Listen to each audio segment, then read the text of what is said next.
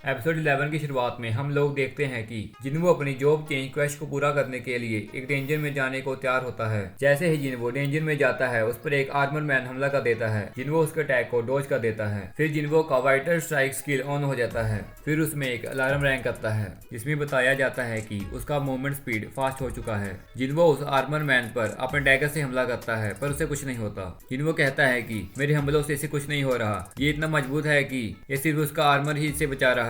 इसका आर्मर इतना मजबूत है कि मेरा डैगर कुछ नहीं कर पा रहा। जिन्वो सोचता है कि इसकी चासूस है और हमले भी कमजोर हैं। इसके बारे में एक अच्छी बात यह है कि इसका आर्मर इसकी रक्षा करता है। इसके पास कोई भी स्किल नहीं है। फिर जिन्वो कहता है कि मुझे इसके जैसे ओपोनेंट का सामना करने का एक्सपीरियंस है जिसे मेरा डैगर कट नहीं कर पा रहा। जिन्वो अपने हाथों से उसके सिर पर वार करता है जिससे कि आर्मर मैन मर जाता है। एक अलार्म रैंक करता है जिसमें बताया जाता है कि आपने एक शूरवीर को मारा है। जिन्वो उस मरे हुए आर्मर मैन को देखकर कहता है कि इस जैसा मॉन्स्टर लड़ाइयों में कमजोर रहता है, क्या इसे प्रॉपर मॉन्स्टर कहा जा सकता है? यह तो एक डोल टाइप मॉन्स्टर है। अगर फ्यूचर में ऐसे मॉन्स्टर आए तो मुझे मुश्किल होगी। फिर जिन्वो ल्यूमिनस स्टोन की बजाय मशाल जलाने के बारे में सोचता है। जिन्वो कहता है कि ये एक इंस्टेंट डेंजर है, जब तक कि मैं इसे क्लियर नहीं कर लेता तब तक मैं यहाँ से बाहर नहीं निकल सकता और मेरा माना क्रिस्टल भी यहाँ पर बचकर नहीं रह सकता। और वह कहता है कि इस डेंजर की पहचान करने वाली बात यह है कि जब तक मैं यहाँ पर हूँ यहाँ मेरा नुकसान बढ़ता जाएगा। फिर जिन्वो को लगातार पॉपअप आते हैं। इसमें बताया जाता है कि आप इस डेंजर को पूरा करने पर यहाँ से निकल सकते हो।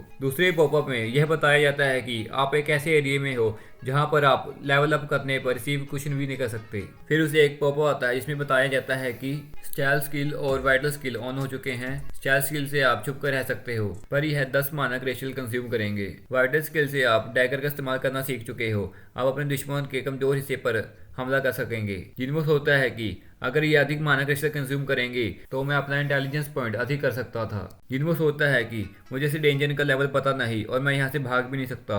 ये डेंजर बहुत ही रिस्की है। इस जॉब चेंज क्वेस्ट को मैं कम नहीं आंक सकता। वह कहता है कि पता नहीं कितने घंटे या हफ्ते लगेंगे मुझे काम पूरा करने में। ये बहुत बुरा है कि मैं इसे ठीक भी नहीं कर सकता। फिर जिन्वो रुकता है और कहता है कि क्या मैंने अपना डेली टास्क पूरा किया था? मैंने सोचा था कि यह जल्दी खत्म हो जाएगा और इसे मैं एक रात में पूरा कर लूंगा। अगर मैंने इसे पूरा करने में 12 घंटे से ज्यादा टाइम लिया तो मैं पिछली बार की तरह सेंटीपीड का शिकार होऊंगा। ये अच्छा नहीं है कि बेहतर होगा कि मैं इसे जल्दी खत्म कर लूँ। पिछली बार मैं हेल्थ से भाग गया था पर अब इसे मैं पूरा करके रहूंगा। इससे पहले कि वह कुछ करता उसके सामने कई आर्मर मैन आ गए थे। वह सभी जिन्वो पर अटैक कर देते हैं। जिन्वो उन सभी के अटैक को डॉज कर देता है। यहाँ पर जिन्वो समझ चुका था कि इन सभी का कमजोर भाग उनका सर है। वह एक एक करके सभी के सर को उखाड़ कर फेंक देता है। वह सभी मर जाते हैं। जिन्वो कहता है कि अगर मैं इन आर्मर को कट नहीं कर सकता तो क्या हुआ, मैं उनका कमजोर हिस्से पर वार करूंगा और इन्हें खत्म कर दूंगा जैसे मैंने पहले किया था।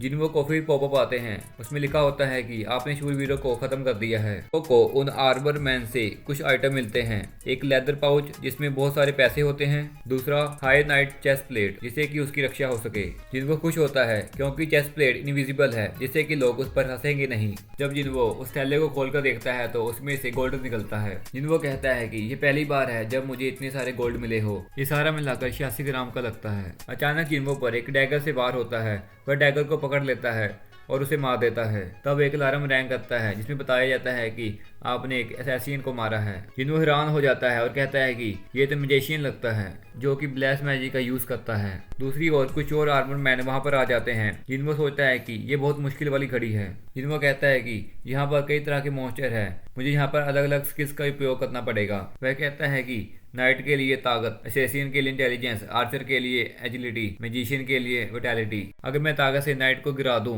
तो उसे ब्रेक नहीं कर पाऊंगा और अगर मैंने लो सेंस का इस्तेमाल किया तो मैं मुश्किल में पड़ जाऊंगा। इसलिए मुझे माना बचा कर रखना होगा। मुझे सभी स्किल्स का सही से इस्तेमाल करना होगा। वह कहता है कि मेरा फटीक भी 66 हो चुका है। जिन्वो कहता है कि मेरा फटीक लेवल काफी बढ़ चुका है, मुझे इन्हें जल्दी से हराना होगा। वह उन सभी पर वार करता है पर वह थका सा लगता है। जिन्वो कहता है कि ये जितना लंबा होगा मैं थकता जाऊंगा। जिन्वो पर एक आर्चर तीर से वार करता है। जिन्वो उसके तीर को पकड़ लेता है। वह कहता है कि ये मुझे आराम करने का समय भी नहीं दे रहे। फिर वह शीशम से खरीदारी करता है। वह लेदर पाउच खोलता है। उसमें से 20,000 गोल्ड से वह वाटर बोतल खरीदता है। उस बोतल से पानी पीने के बाद उसका लेवल अप हो जाता है।